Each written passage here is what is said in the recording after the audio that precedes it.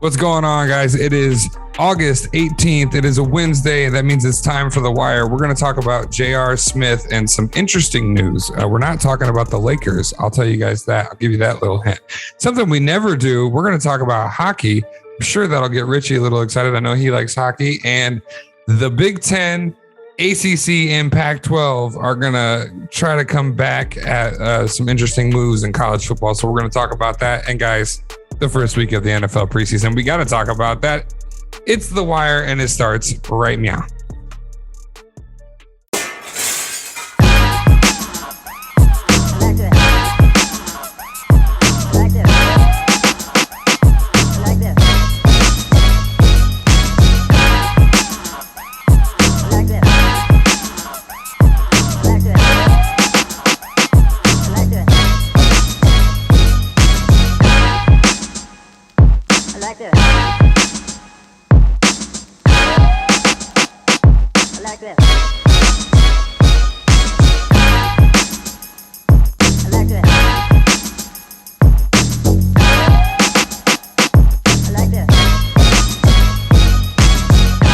What is going on, fellas? Richie, you're back from the islands.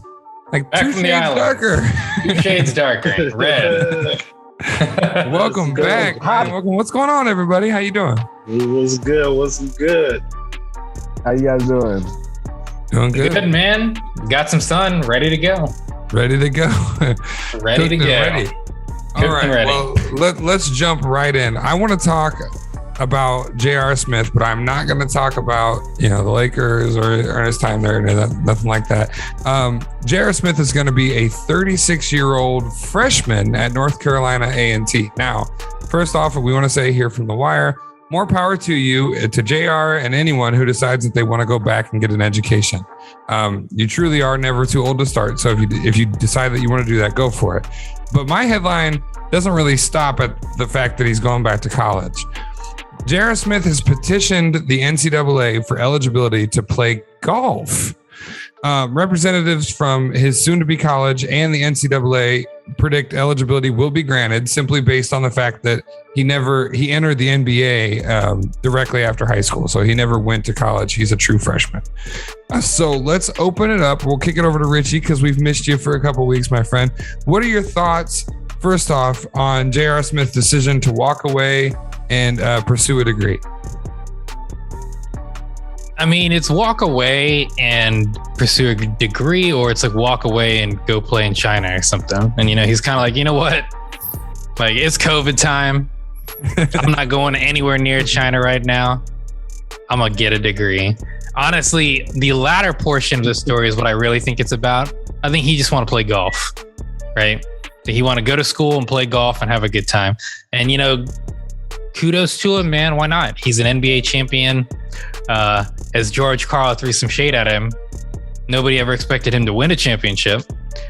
So good on this guy. He's made enough money in his career. And, if he wants to go back to school, man, you're never too old. So good luck to him. I will say, I don't know about the whole, can he be considered a collegiate athlete and all that stuff. My assumption is regardless of sport, he's going to get denied that ability because it just seems weird any other way. Right. True. I know for a fact, any given sport, like if you go directly to the NBA, you cannot jump in and play basketball. Trey, what do you make of his decision to stop playing professional basketball and head into college? I mean, I'm 35 right now. And he's a professional athlete, so clearly he takes a lot better care of his body. But even at 35, trying to play basketball with my son, I'm like worn down. So I can, I get the fact that he's like, you know what, I'm done with professional basketball. I'm done with that grind. More power to him. I don't mind the fact that he's playing golf in college at A&T. I'm not an Aggies fan because my dad went to Central, but, more power to him. It's a HBCU. As long as he's not taking a scholarship from another kid, I don't see the problem with it. I think they got precedent on something like this. Brandon Whedon went to Oklahoma State after playing baseball for like 5 years. I think Russell Wilson, college football at NC State, went and played professional baseball for a little bit and came back, went to Wisconsin. Don't quote me on that last one. I don't know if he actually played. So as long as he didn't play professional ball and he wants to go back, pursue a degree, more power to him. Full support him. We're going to dive into the golf here in just a second. Sahi, what do you make of it? He's going to stop playing professional basketball. He's going to go get a degree at 36 years old. What do you think? Yes, it's a beautiful thing. You know what I'm saying? Life isn't basketball. There's things to do beyond basketball. And that's something that I feel like him doing that is like something as like a role model for the youth. You know what I'm saying? Something good for the kids to see and aspire to. Like, listen, making the NBA wasn't everything. You know what I'm saying? It was great. He had a great career. Now it's time to move on and focus on other things. You know what I'm saying? So, like everybody said, kudos to J.R. Smith, man. It's probably the least expected thing.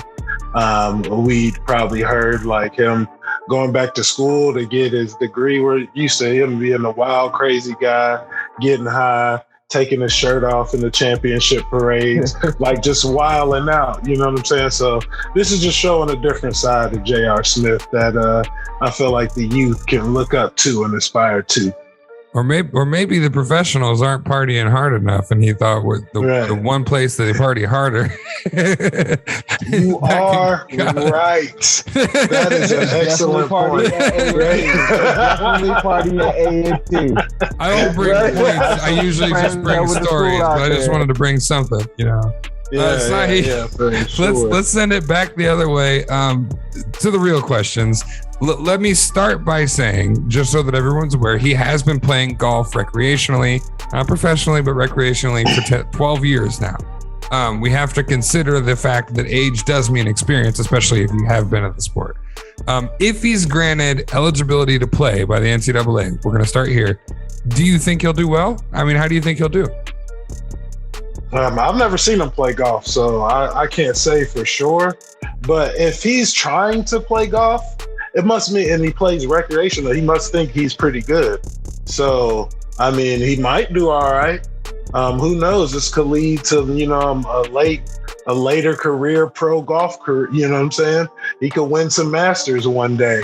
But this is going to really put his game on the forefront, and we'll be able to judge it if he gets eligibility. You know what I'm saying? So it's exciting. And I know the golf program at what school is he going to? I'm not sure. He's going to North Carolina A&T. Yeah, A&T, they're loving it right now. They're hoping he gets eligibility. So that's going to be more whatever that word is to their school. Them, yeah. I'm just messing everything up tonight. So I feel like it's great no matter what he does. Trey, it's a different dynamic than basketball. There's no teammates. There's a coach, but once you're out on the course, it's really you and you. Do you think he's able to succeed in this kind of atmosphere? I think he's used to the dedication and putting his mind on something and reaching goals. I think they said he's a 5 handicap. To be honest, I have no idea what I'm talking about when it comes to golf, but apparently that's decent. He's been playing 12 years. Listen, if he wants to play golf and that's his passion, I feel like he should pursue it. I think that his name and his celebrity status brings attention to the game, especially in a HBCU setting. It's going to bring money to the school. It's going to bring viewership to their college, and it's going to be viewership in the sport off in there.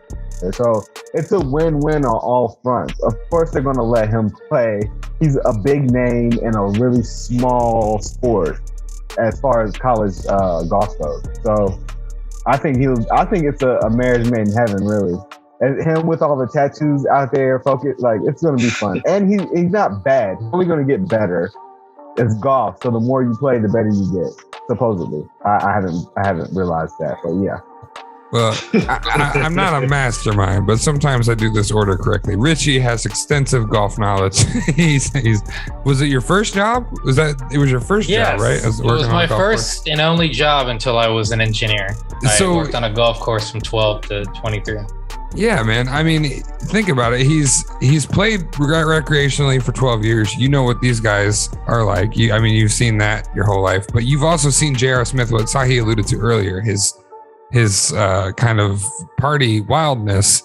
Do you think someone who's played excelled in a professional sport where you require a team could and partied like that could hone themselves down and be focused enough to be successful at a sport like golf? I'll answer that in two parts. The partying is kind of irrelevant, like, to be honest. As far as like team goal oriented style versus like solo play, that's hard to say. It's an individualistic thing. Like, here's an example, right? A lot of people love to say Michael Jordan's the GOAT of the NBA. We can have that conversation at another time. But he's terrible at golf. Charles Barkley, also terrible at golf. So being an athlete, terrible, Kenny. Being an athlete doesn't really equate to you're just gonna, like, this isn't like Bo Jackson, golf is a different type of thing, and athleticism really has nothing to do with it. It's technique. And I'm not implying that they can't get the technique, but their physical attributes that they have mean nothing in golf, quite frankly. So I'm not saying, him being a 5, not bad. I mean, I would say, him leisurely playing for 12 years. And what's impressive to me is he's a 5 when he's had to play in the NBA this whole time. So it's not like he's a 5er that's going every weekend and that's the best he can do. He might be able to squeeze into, more of a 0 or a 1, or you might have to add strokes, right? 5 essentially means, guys, that he would get 5 strokes taken away to try to equal out to the course. If the course is 72, he could shoot a 77 and still theoretically beat a 72. So 5 is pretty darn good, especially when you consider, like I said, he has a profession and he already had to do that most of his life. Can he do it though? I don't know. The thing about golf that makes it very challenging is it's a mental game. And, here's where I am going to pick on him. I famously remember this gentleman catching an opportunity with a ball in a game 1 and having the opportunity to take a shot. And his wherewithal was so bad in that he actually drained the clock and forced his own team into overtime when they could have had a chance to win. And that absolutely affected the outcome. Don't get me wrong, Warriors still would have won, but you don't have a chance when you literally give away an opportunity to steal a game. So if he can't really focus in that kind of a setting where it's only him and the ball, that could be very challenging. But I'll say this, he's a 5. That's pretty impressive, all things considered. And against college athletes, that's right at that. He's probably like in the 30th percentile, as in he's not that great, but I mean, he could at least compete with them. So good for him, and if he gets the opportunity. Trey mentioned, I didn't know anything about the NCAA rules, and Trey kind of just pointed out some stuff. So assuming that's the case, and I don't see why it wouldn't be, he makes a very valid point. Why not to let the guy play? It's not like he's going to dominate the field, so let him have fun. Yeah, last take. You think they should let him play then? Yeah, like I was saying, he's not going to dominate, so let him have the opportunity. Maybe he wins at one tournament. That'd be cool for him.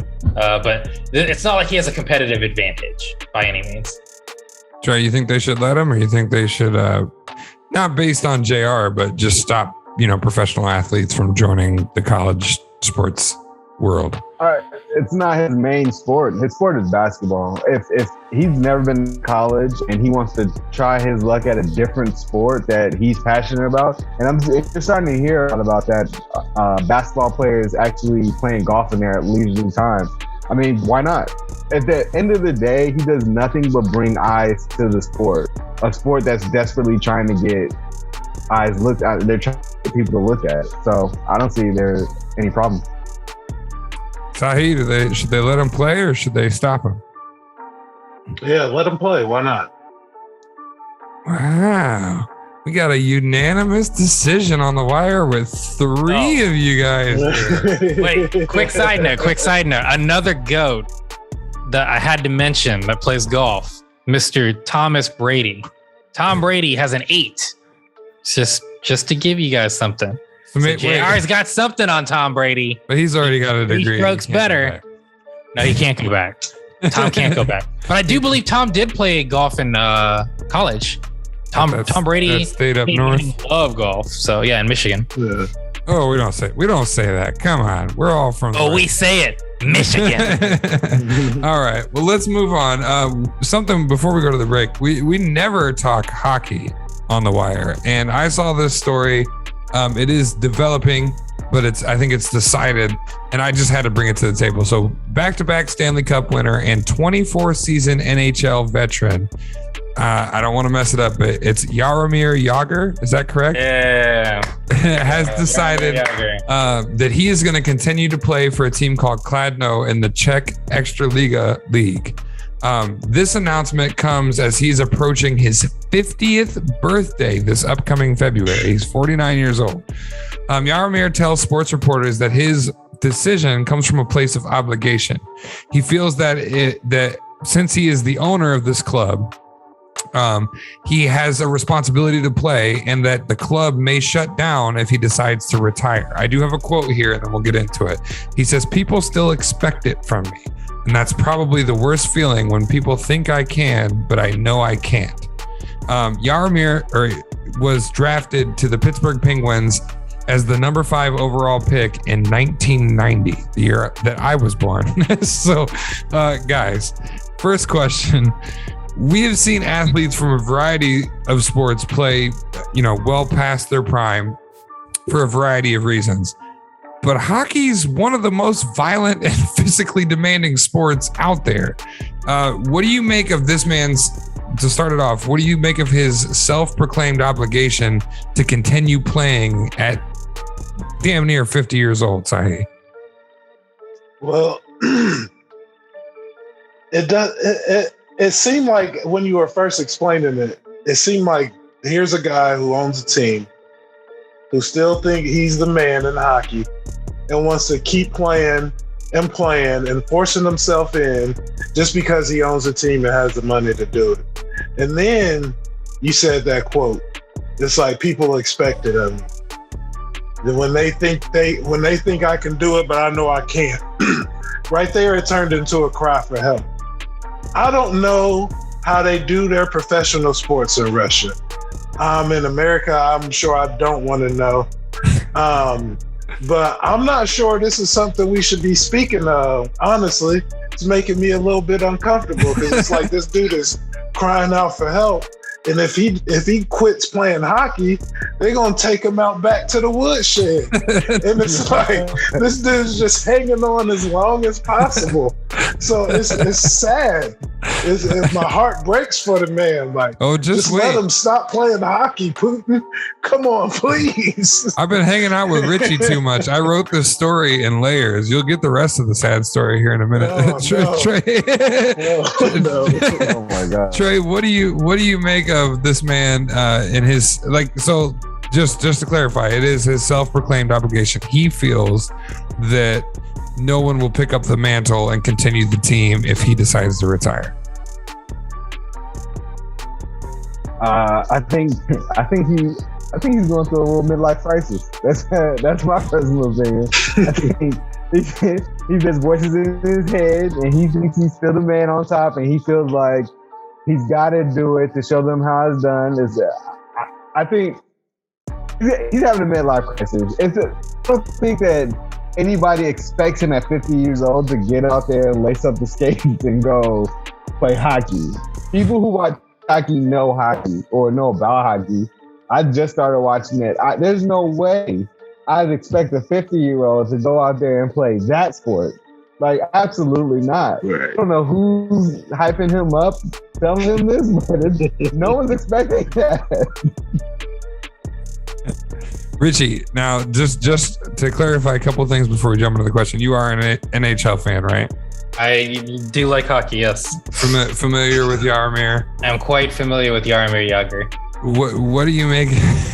50 years old, self-proclaimed obligation. What do you think?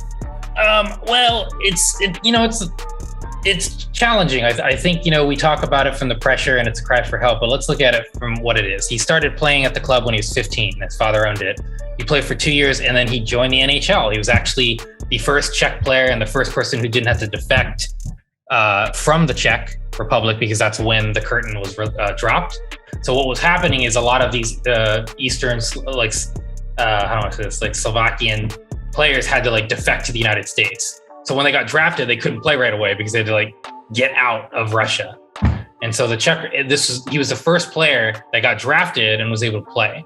And in his first 2 seasons, the Pittsburgh Penguins won the Stanley Cup. So, he started off prolific career.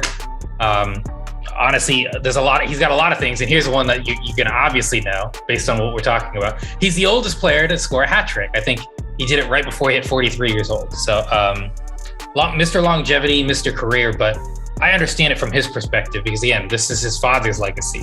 So he feels like it's his family legacy. His father owned the club. Now he owns it. I think he owned it in 2011, 2012. And so he's saying, if I leave this team, the revenue's gone. Sponsors are gone. Everyone's pulling out and it'll die.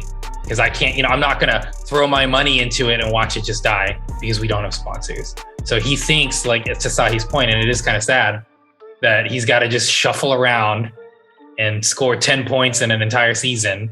And just to clarify to our viewers, points aren't necessarily goals. Assists, goals equal points, so either one. So 10 points is nothing in hockey, to clarify, and that's what he did last year.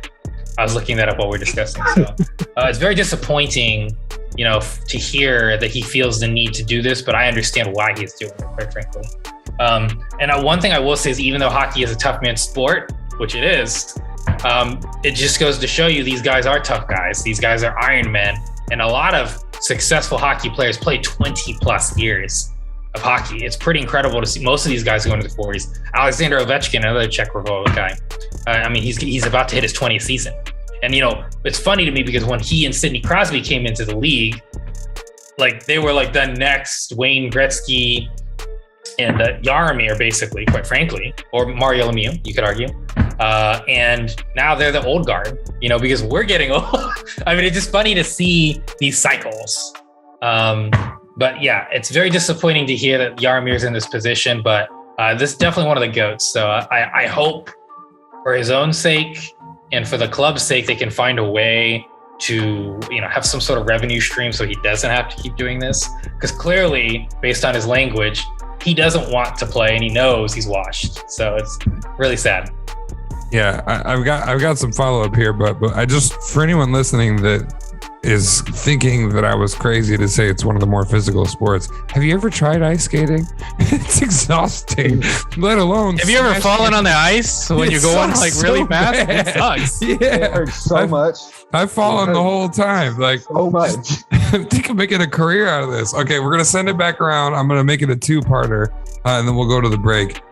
First part of the 2-parter is, how does this decision continue compare to athletes that we've seen do it before, like Brett Favre, Randy Couture? You could say Peyton Manning.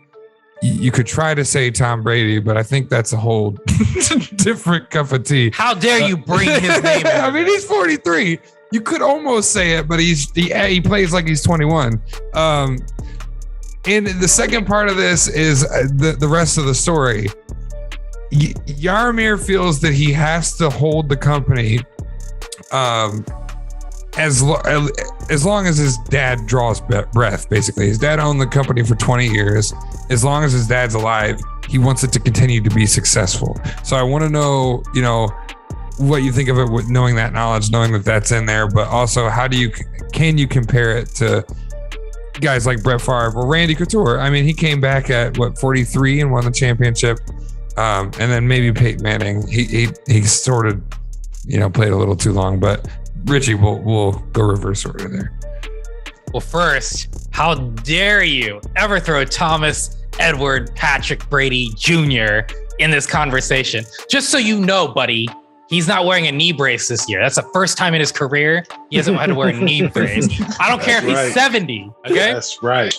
You don't ever put that man in the Brett Favre, fucking Peyton Manning after neck surgery. Break bullshit. him off, Richie. That's just break him off. And you throw him in here with Jaromir Jagr, who's 50. What is going on? So first of all, don't you ever do that on this show, because there are 3 people here who will call that bullshit. I wasn't slandering him. I'm just pointing out that You're pointing out he should retire, which he should not. He just won the Super Bowl. I didn't say he should retire. He's just past the age of 40 and still playing his profession. Yeah, but the other dudes were all washed. True. The other dudes were all washed. Anyway, that wasn't the point. Anyways, to the point. This is not the same. Those guys are chasing glory. As I mentioned earlier, and as we've all discussed, he's keeping his family legacy by keeping the hockey team. So I don't feel that they're not equivalent. He knows he's washed. He even said it. I don't belong out there. He knows he's washed. He's doing it for different reasons. So I don't fault him for it. I don't feel like it's the Brett Favre syndrome. I don't feel like it's the Peyton Manning syndrome. But, ironically, for a lot of those guys, like we just mentioned, like Peyton Manning, they happen to win even at the end of it when they weren't really good. Now, if he wins a Czech hockey, championship at 50, I don't think he's going to care. He's a Stanley Cup winner. I don't think he really cares about that stuff. So I don't think that's why he's doing it. So having said that, like I said, I don't view it as the same. This isn't a man that doesn't understand he should quit. He knows he should be done. It just hasn't worked out. And just so you guys know, actually, he played in the NHL until like 2018. So this was very recently he even retired from the NHL, and he did it to go back to his home team. So I don't think it's the same. You can't compare it apples to apples. But as I said earlier, and I'm going to reiterate it, I really hope this dude can figure out a way to get revenue to the team so he can get his corpse off of the ice, because he does not belong on there. And honestly, at 49 years old, he could fall on his ass and break his tailbone. Let's be realistic here. So it's really sad, honestly. This kind of bummed me out. Sorry, man. We'll pick it up in the second half. Trey, do you see any comparison, or have you felt this before with any of the other athletes that have had that career that kind of went, longer than you expected? First, I'm gonna start by saying I did not know my guy was still playing. That's insane to me. That's insane. That's crazy. So there's a big difference between 43 and 50. There's a big difference. Okay, I can feel the difference between 5 and 30.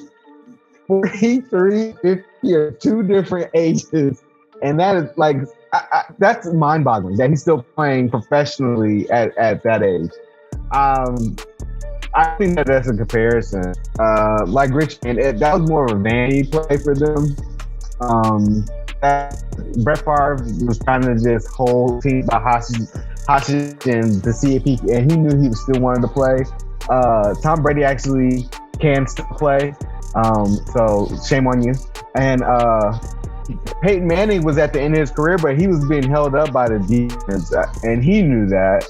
And that's why he left after that. And we went on top. What he's talking about, and I feel bad for calling it a midlife crisis. Jesus. I'm so sorry. He needs to talk to his dad and see if he could just be like, Pop, it's nearing the end. I apologize. Let me sell the team. At least try to make some money out of it. Like, I don't know. But I don't think it's the same at all. I think that's a completely different thing. I don't wish it on him, but I have a wrench in the gear. Richie, real quick, and then I got something for you. Super quick, because Trey mentioned something. The difference between 43 and 50 is the same difference between Aaron Rodgers and Tom Brady, just to clarify an age. Oh, wow. And I also wanted to say, I made that point about him being having a midlife crisis, thinking that he hadn't even been playing. He's been playing continuously since then. That's sad. Like since I was born. And before that, he was playing. Before. He was playing on this He's playing team when professionally as 15. Yeah. Yeah, I'm like, bro, I was born in '85, so yeah, like no. He was playing when I was born and Trey was born. Sahi, same set of questions. Can you compare this to any other of the athletes' careers that kind of went on a little longer than you expected? What do you make of the fact that it's really he's doing it for his legacy? And also the wrench in the gear, because we're running out of time, and I don't wish this on anybody, but realistically, this could put him in a worse health condition than his father playing hockey at the age of 50. Oh yeah, for sure. Because who knows? He could get broke off on the side of, how to hit the wall. Somebody break him off. He slip a disc. That's, like at 50. But he's probably, he's over there in Russia. They're doing things, it's probably not the same talent level. But those young guys is still rough. I'm not sure what position he plays. Is he out there sliding around, or is he more defense, or is he goalie? Now I'm not sure what Richie would have to speak to that. I'm not sure where he plays. He's definitely not a goalie. No, he's not a goalie. He still plays out. I'm talking about now. Okay. So he's out there sliding around. Yeah, he's still sliding around.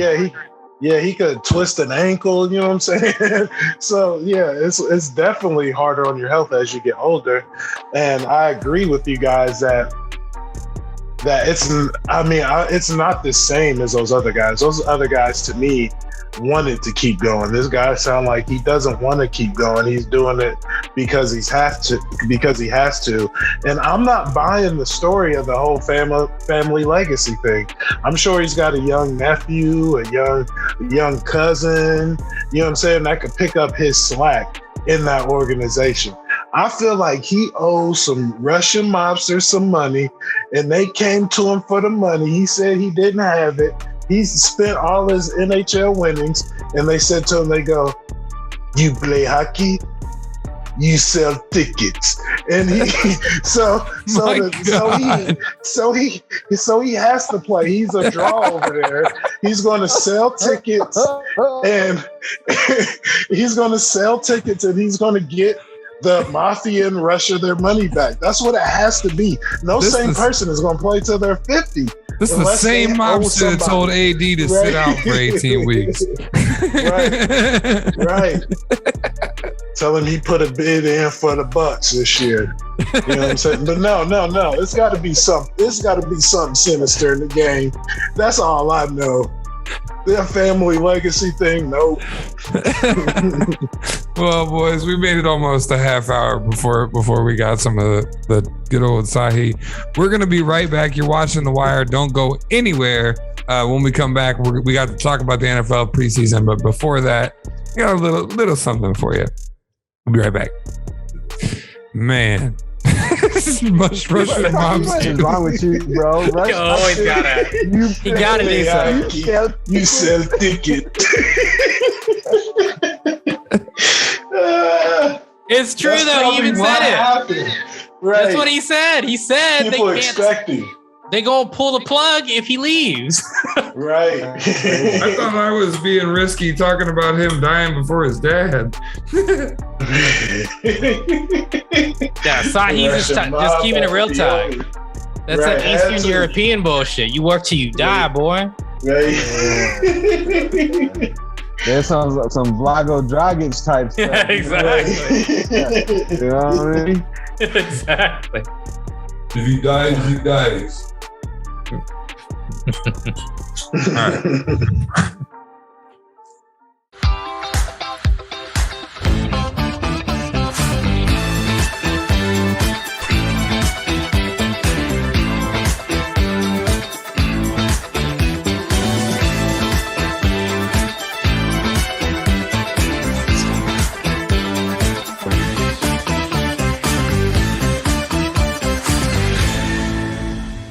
Welcome back. We are off of the subject of old men playing hockey, and we are on to new things here on The Wire. If you haven't been paying attention, and I know we kind of stray away from NCAA, and we don't do it intentionally. If you want to hear more college sports talk on The Wire, all you have to do is hit us up in the comments below, let us know, and we will definitely cover it. It's just so vast. So we typically stick professional, but we are more than happy to cover anything that you guys want to hear. We are going to talk NCAA today, though, because, last week, the big headline would have been, that Texas and Oklahoma are leaving the Big 12. They're going to go to the SEC. They've been approved unanimously to join the SEC. That changes a lot of the scope of NCAA football. And we are talking about football. The Big 10, ACC, and Pac-12 have apparently begun to stage a counter move to those recent changes. Now, some may call the SEC an elite conference, right? And Texas, Oklahoma, they left the Big 12. There's been no reports about what's going to happen with the Big 12. There's 8 teams in that conference now. However, the ACC's Jim Phillips, the Big Ten's Kevin Warren, and the Pac-12's George Kilivkoff have reportedly, and these are the heads of the conferences, have reportedly been having conversations for several weeks about forming an alliance. This alliance would have multiple purposes. The main ones would be working together to vote on the larger issues that pertain to college football, because right now you've got the SEC stacking up the super conference, as well as creating regular cross-conference game schedules between those 3 leagues. So we would see a little more variety in the regular season schedule. We've talked about it on The Wire before about how Ohio State could, for instance, could be a better team if they had more challenge throughout the season, rather than that being, the reason that they're not as good as they claim to be. They're great, but they just don't get to play anybody type of thing. It's a ton to unpack, but let's dive in. First and foremost, and I think we're at Richie. What do you guys make of the decision to move the 2 heavy hitters from the Big 12 into the SEC with the other heavy hitters? I think it's genius. I've said this, I'll always say this a million times over. The SEC is the only conference. You could argue the ACC being the only other kind of thing, but it gives you an opportunity, because of how stacked it is, to lose a game, maybe even lose 2, and still be able to have an opportunity for the national championship. So to me, why on earth would you play in the Big 12, which has nobodies mostly, when you could go into the SEC? Heck, the SEC is getting so big, there might have to be SEC West and SEC East at this point. I don't even know. I feel like how is it still one thing at this point? I don't know that much about it. All I can tell you is, if you look at ever since the BCS was removed, Ohio State won in 2014. But after that, it was virtually all SEC and then 2 ACCs, but the ACCs being Clemson exclusively, right? So Clemson exclusively is the reason why the ACC even has a championship. Everything else is the SEC, which is Alabama and LSU. And then you have the lone Big 10 and the first CFP, which was won by Ohio State. So having said that, the SEC dominates football, period. And it has nothing to do with recruiting, because if you look at the people we just mentioned, Clemson, Alabama, and Ohio State have been in the top 5 of recruits in the last 7 years. Top 5, they average. Ohio State is actually 3rd, technically. 3rd. Only to Alabama. So they have the players, but the reality is what I've always said, and Justin's already mentioned it, is they don't have competition. So they don't have somebody to push them. They don't understand how to get better. They just do what works, and they focus on winning. To me, it's a combination of them being young players that don't get the experience and that grit they need in challenging games to push them to get better. And then also coaching at the end of the day. Look at Nick Saban. We can sit here and say the bottom line is this: Ohio State and Alabama have similar recruiting qualities. And quite frankly, Ohio State usually has more 4-stars recruits. The one big difference is Nick Saban. Forget the SEC. They have Nick Saban. When you have a great coach, you can see what happens with the great coach. There's a reason Nick Saban in Alabama pays him hand over fist.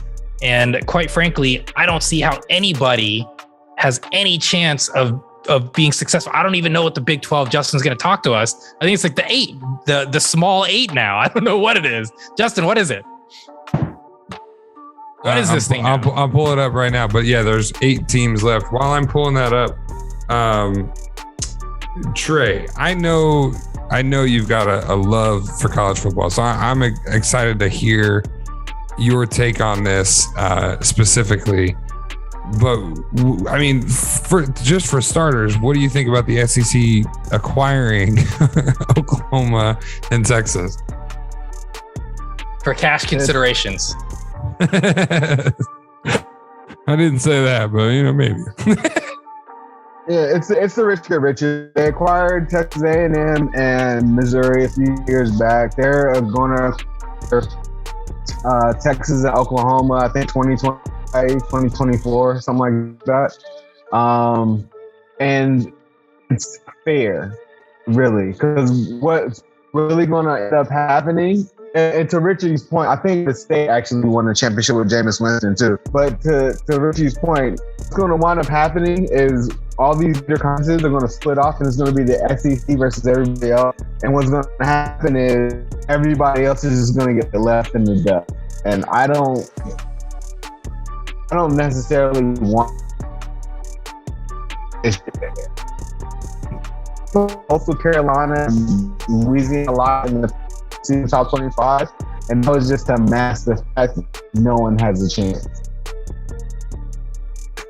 I don't know. I guess I have to see where it goes, but the ACC, the Big Ten, they're gonna have to do some type of with the SEC. Those. Yep. Well, we'll get back to him when his internet. We'll get back to him. Absolutely. Yeah. How about Sahi? What do you think, man? Well, I've got the Big 8, and this list hasn't even been updated. Big 8. This just happened. We've got Baylor, we've got Iowa State, we've got Kansas, we've got K-State, Kansas State, Oklahoma State, used to be Oklahoma. We have TCU, Texas Tech, and West Virginia left in the Big 12, who to date have not made any decisions to join the alliance or anything like that. Trey, we lost you. Did you have a final cap on that? Oh, they're other conferences are gonna have to join together and compete to even be in a position to win a championship with the SEC. Based off of the move, the team that they're getting is an abundance of riches. Absolutely. Sahi, Oklahoma, Texas, they said sayonara Big 12. What do you think? I feel like the SEC is doing exactly what their plan was to keep the allure and the facade of how awesome the SEC was. You know what I'm saying? Keep it alive. Like, ooh, look, we got Oklahoma and Texas now. I guess the SEC still does it better than everybody else, don't we, guys? Like, no, man. Like, no, the SEC really is overrated, in my opinion. I like that these other conferences are teaming up with each other. It's just going to make for more exciting college football. And what's more exciting college football going to do is going to start to peel away the allure of the SEC. Like Richie said, the only school that really matters out there is Alabama anyway. That's the only school keeping it afloat. And when you got a juggernaut that huge, okay, the rest of the conference is going to look better. You know what I'm saying? If you could play a couple close games with Alabama, win some other games, like, yeah, okay. Like SEC, they won some championships just because the people that vote these schools in are like, oh, we got to have some SEC teams in there. That's the best football we got, blah, blah, blah. And they're starting to see these schools that aren't in any power conferences go undefeated. You know what I'm saying? Your South Florida's, what was it, Memphis or something last year? Some school went undefeated. And then there's these schools that are slowly starting to creep up year after year. and they're wanting a chance to play in the college football championship, and they deserve to do it. And the SEC is like, nope, we want to keep these fools keep believing that we're the best conference of them all. So we need the names of Oklahoma and Texas, who have so much history of good football, and that's just only going to bolster our reputation in the college football field because we're scared of these small schools, you know? So, I mean, it's good, but what they're doing is they're making everybody else think, everybody else get better. So it's going to be good for college football all around. And yeah, the SEC isn't going to be looked at as a powerhouse for too much longer now that they got Texas in there. Let's just keep it real because Texas is trash. Hey, whoa. Maybe the team. I got to vote for the team. I live here.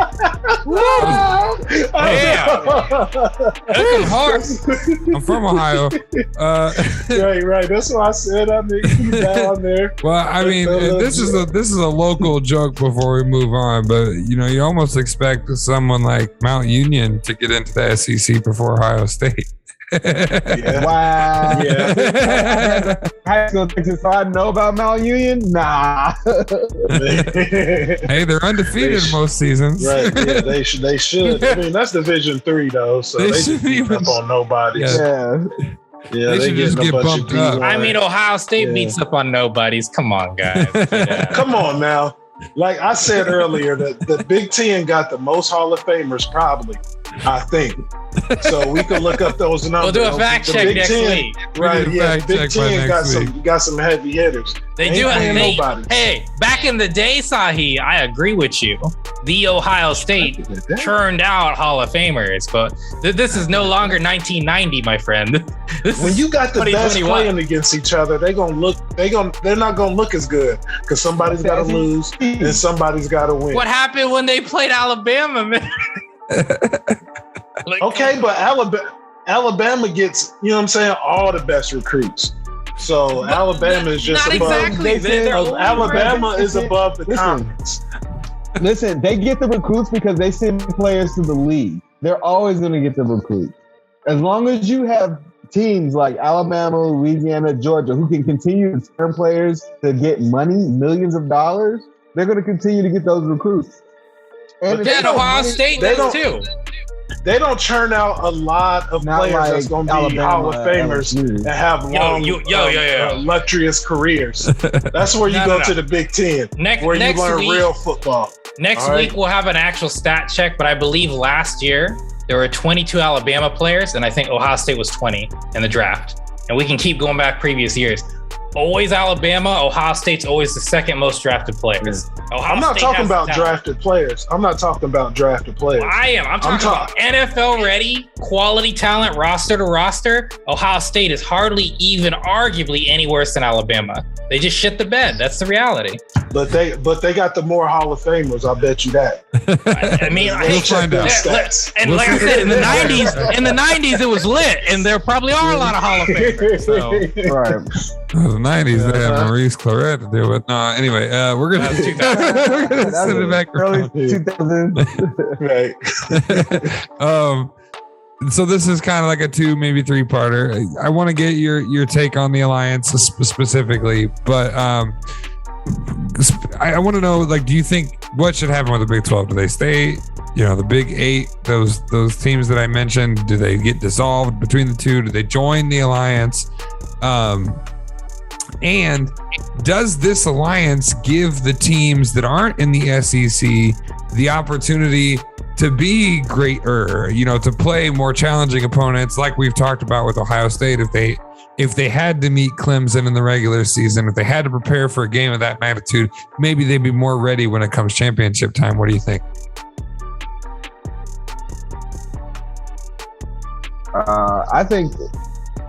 I think that this is what they have to do in order to stay competitive with the SEC. And the one thing that's been lost to me is, what is the purpose of the NCAA at this point?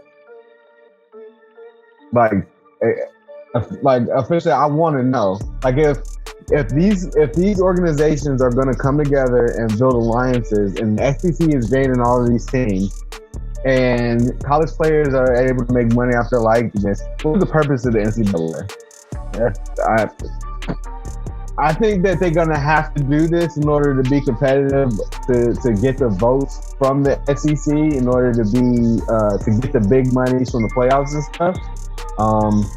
But I think that's what they have to do. It's survival at this point, because the other teams from the Big 12, the Oregons and all that, they're not going to be able to be competitive with the SEC if they can't schedule outside of their conference the way they need to. That's just what it is. We can play conference. SEC can play conference games, and our schedule be top 10, literally. Sahi, what about you, man? What you think? Just like I said earlier, it's good that they're doing it, so that they can bust down the barrier once and for all. You know what I'm saying? They'll lower the SEC, man. D. Richie and Trey, they got it confused. I mean, they drinking the Kool-Aid. So that's all I gotta say. It's good. We gonna see the future. We'll tell all. You know what I'm saying? Hopefully I'm on the right side of the history there. Richie. Oh my goodness. I'm going to ignore what was just said there. As far as the alliance, do I think it's a good idea? This is what's tricky. We don't know what this alliance will entail. The only thing I can say is if I'm the Big Ten, I'm kind of scratching my head on this one, because what this really is TV rights deals, guys. That's the name of this game.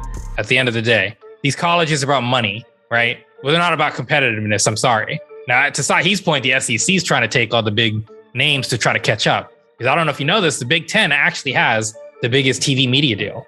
Each team gets $54 million. So the Big Ten actually gets paid the most. So what does the Big Ten get out of this alliance? Theoretically, if this alliance works and if the NCAA approves it, then they can at least play more higher caliber teams. Because let's not kid ourselves. The Big Ten, like 15 years ago, was a phenomenal conference. Minnesota was, they had some killers, but it's just no longer the case now. And honestly, Michigan is quite frankly a joke, and it's just Ohio State getting free money off of Michigan. And that's a big part of why the Big Ten is so successful, is that rivalry being one of the oldest rivalries. So do I think this is necessary? It depends. If I'm the Big Ten, I would be negotiating with the NCAA. Like, can I play, counter conference with these teams? Because if I don't get to, then I'm not joining. Why would I lose money and help these other guys gain money if I don't actually get to compete? So that's what this comes down to, is this alliance thing. Nothing's been formulated. It's all theoretical. They're all working on it. But right now, first is TV deals. That's the reality. Money first, schedule after. So if I'm the Big Ten, I'm like, well, I'm not signing anything until I get assurances that, we can play Florida State, we can play Clemson in the regular season. And if I can't get that, I'm out. I'd rather play the cream puffs if I'm Ohio State, at least guarantee my way into the playoffs. Might as well. Alliance with the SEC. Form an alliance with the SEC. No, I'm just kidding. Trouble for them. Trouble. And to Sahi's point, those cream puffs, those overrated cream puffs, get them in there. Yeah. Folks, we want to know what you think. Put it in the comments below. And of course, if you want to hear more about college sports, we're happy to do it. We just need to know that you want to hear it. Let's move on to the big topic of the week, and we're going to close off the show with this. The NFL preseason has started. It is almost time to be NFL all the time. It's in the books, I think, for the most part. We can officially usher in the beginning of the football season on the wire. I'm going to do a quick rundown on scores for you guys. And then I do have a couple of key points that we can discuss, but I also just want to, do our thing and kind of open it up for everyone. The Cowboys and the Steelers technically played first. The Steelers put the whooping 16-3. Washington Patriots came out 22-13. Titans Falcons 23-3. Cowboys lost to the Cardinals 19-16. Broncos whooped the Vikings 33-6. Browns won 23-13. Jets 12 over the Giants, who had 7. The Chiefs edged the 49ers 19-16. Chargers, and this is a longer one because everybody played. Chargers beat the Rams 13-6. Panthers lost to the Colts 21-18. The Raiders beat the Seahawks 20-7. The Houston Texans beat the Green Bay Packers 26-7. The Bengals beat the Buccaneers 19-14. The Ravens beat the Saints 17-14. The Chicago Bears beat the Dolphins. That was an awesome game. We'll talk about that. 20-13. Bills and Lions. Bills won that one 16-15, and the Steelers played again against the Eagles 24-16. Whew, that's a lot of scores. Now keep in mind that is preseason. Not everything is taken at face value. So a couple of key points, then we can open it up. Let's start off with the Colts. So the Colts only had two starters, one on offense, one on defense. And that was not the main story in Indianapolis. All eyes were on the QB position based on our conversation last week on the wire, or was it a couple weeks ago? Carson Wentz is out. Huge question mark on when he's going to come back. Colts fans are focused on Jacob Eason and Sam Ehlinger and who's going to take over, who's going to be able to step into that spot, because we talked about it. Indianapolis was planning everything around Carson Wentz. The highlight of Eason's time in the game was when he ran the 2-minute offense at the end of the first half. He led the Colts on a 6-play, 75-yard drive that was capped by a Jordan Wilkins 3-yard touchdown run. Ehlinger's best moment came on the game-tying series that included completions of 47 and 25 yards. And then he tied the game, showing off his running skills by keeping the ball on a 2-point conversion. So to start things off, and I think we never start with Trey. Let's start with Trey. What do you think? Where I'm sitting, it kind of seemed like the two QBs were pretty close to even. Does one stick out more than the other to you? No. Never really expected to see him play, really. I honestly, I think at one point they were talking about bringing back Old Man River before.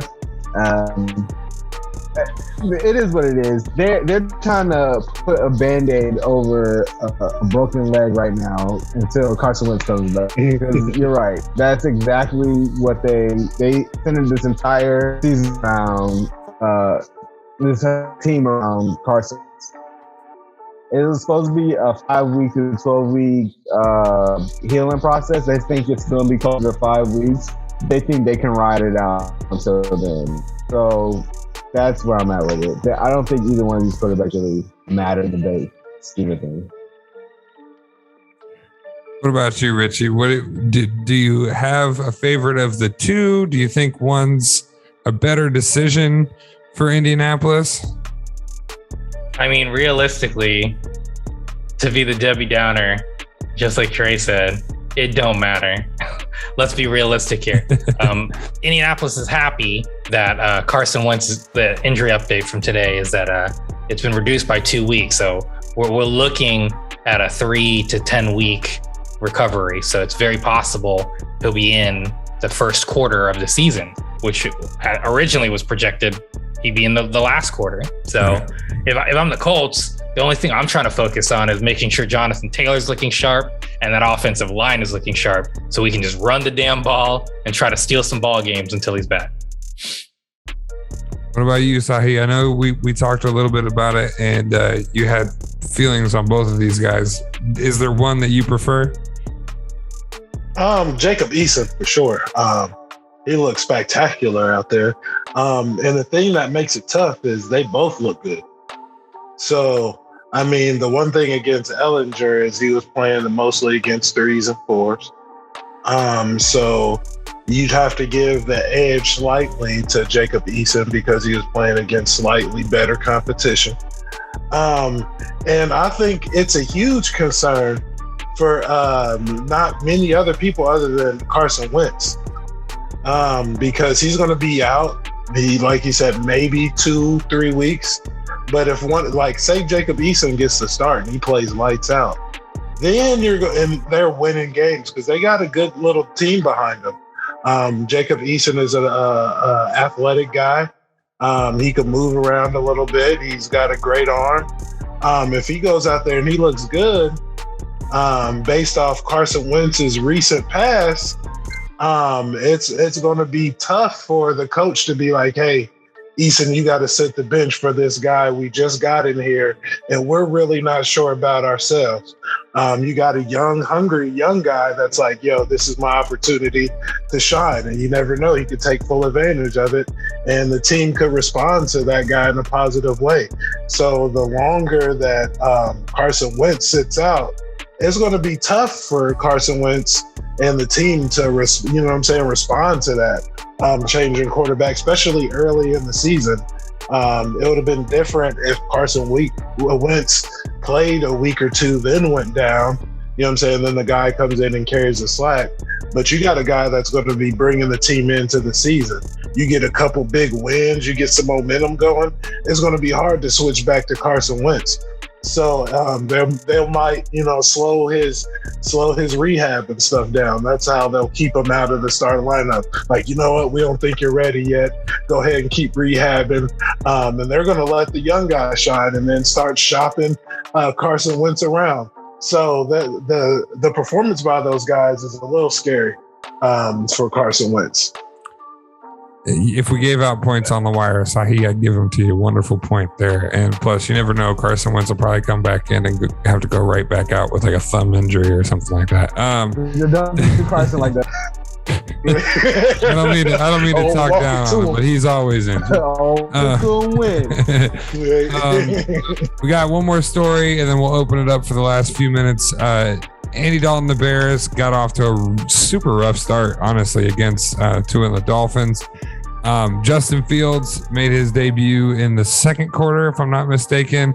Not the smoothest of starts, but he did start to kind of gain his steam as the game went on. He was 14 of 20 for 142 yards and 1 touchdown.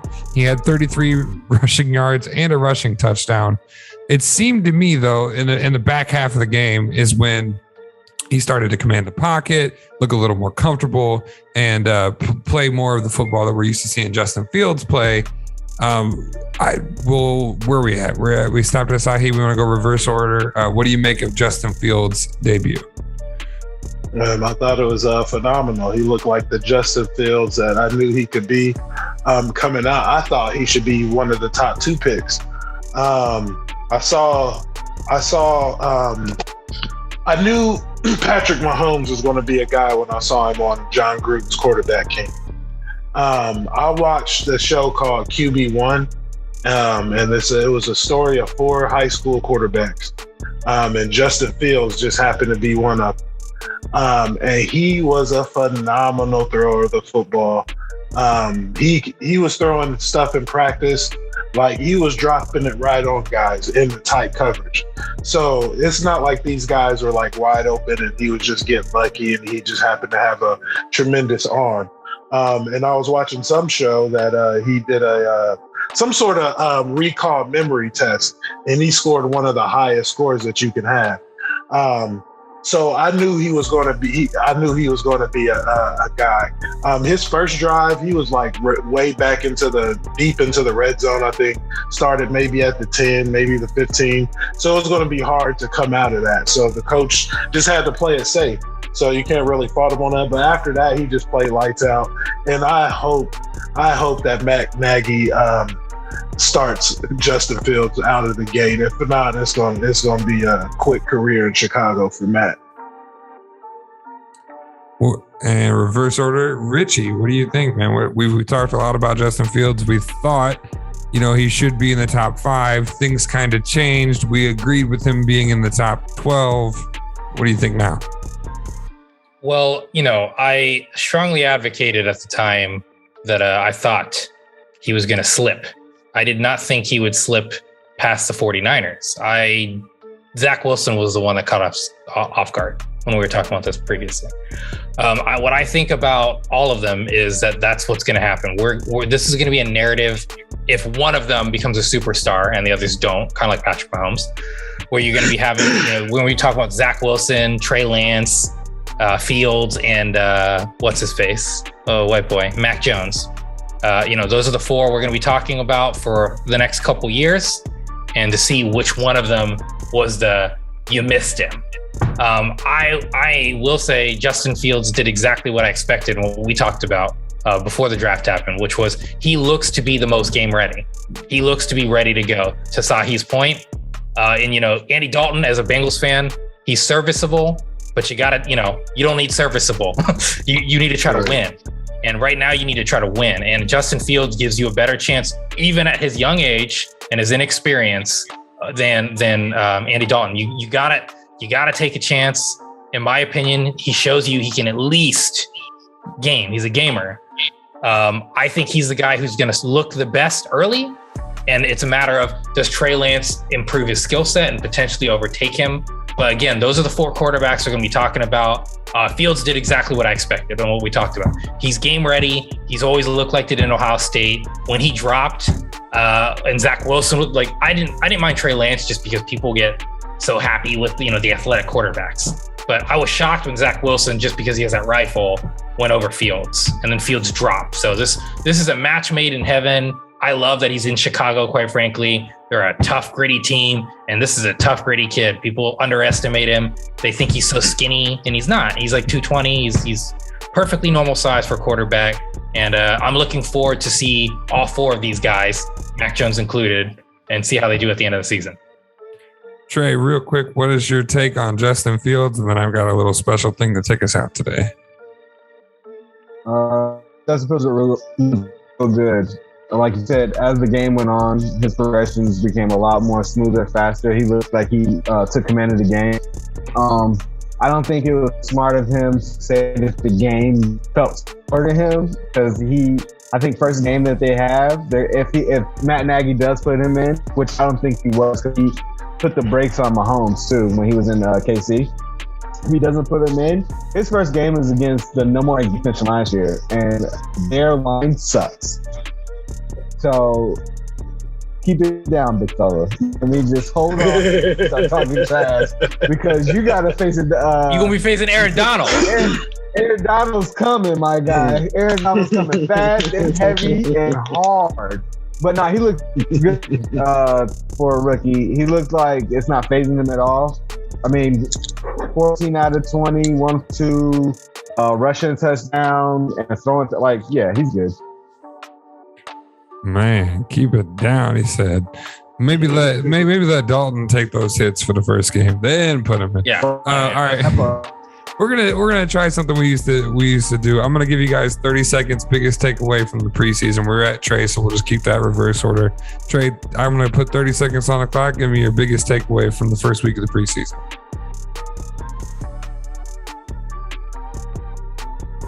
And go. The quarterbacks that got drafted are heavy hitters and players. That quarterback, the mythical quarterback from Green Bay that was playing behind, I can't remember his name right now, that was playing behind Brett Favre, Love, can play. That's my biggest takeaway. All right, nice. Richie, you are up, my friend. 30 seconds. What's your biggest takeaway? Easy. The AFC North is undefeated in the pre-. No, I'm just kidding. In all seriousness, the only thing I gotta say is I'm looking forward to watch Jacksonville. Tuesday's rolling by. Is Tim Tebow staying on the team? Everybody's been smack talking it, but I'll say this right now. I'm not a Tim Tebow fan. I hate Tim Tebow. Hate is a strong word, and I am using it, and I mean it. But all the tight ends combined have less than 1,000 yards. One of them has 1,000 over 5 years. These guys are all scrubs.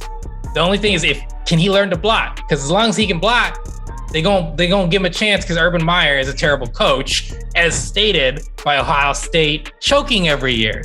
That's all I got to say about Jacksonville. And that's all I got to say about the preseason. Either that or they're going to lose Warner. Sahi, your 30 seconds are on the board, my friend. What do you got to say? What's your biggest takeaway? I got it's tied. I got the Denver Broncos are a lot more talented than I thought they were going to be. And second, a lot more talented than I thought they would be is Zach freaking Wilson. The boy, this is a way too early prediction. Comparison is Drew Brees. If they get some guys in there, he looks like a young Drew Brees out there. He got some zip on the ball and some accuracy. So I know that's high praise, but that was just like my first reaction when I saw him actually play. All right. Well, you heard it here, folks. Let us know what your biggest takeaway from the preseason was, and anything else you want to talk about that we talked about, whether you think we're full of shit or whatever. Make sure you check us out. All the links are below right now, but we got Facebook, YouTube, Spotify, all the audio channels. And new this week, we have a Patreon page. Look, we love doing this. We're going to keep doing this. But if you want some exclusive behind the scenes footage, you want some stuff that drops a little earlier than everybody else, hit us up on Patreon. Show your support. Show your love. We really appreciate it. Thanks for watching The Wire. We'll see you next Wednesday and every Wednesday at 8 p.m. Eastern. Oh, man. I was waiting for the shoe to drop with Sahi. I thought he had some sort of joke. Yeah. I was sitting here waiting. Like, where's the sauce at? Where's the sauce at? Right. For years, it's for the patrons. I've been a Justin Fields hater. I don't think that he can throw a ball. I